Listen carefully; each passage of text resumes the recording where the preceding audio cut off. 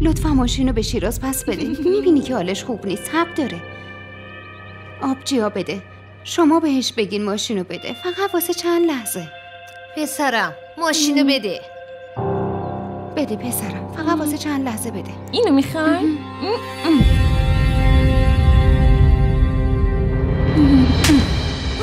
چطور جرأت کردی به 100 سیلی بزنی؟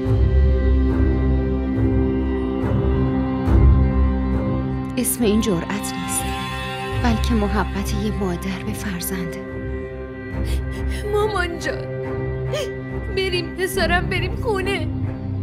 مامان من دیگه نمیام اینجا، من واسه دیدن شما میام، نه اینکه بچم کتک بخوره. این عروست تحمل دیدن منو اینجا نداره. دیگه نمیام خونه تو، دیگه نمیام. بریم سر. نه عزیزم نه، منو با این سن و سال اینجا تنها نذار. این که همینو میخواد و نمایش هر روزشه.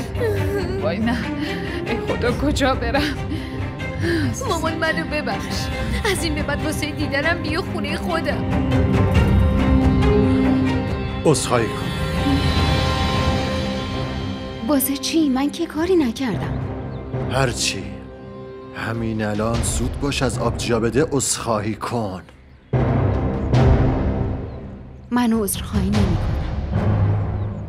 دارم بهت میگم همین الان زود باش ازش عذرخواهی کن. من عذرخواهی نمی‌کنم. آفرین.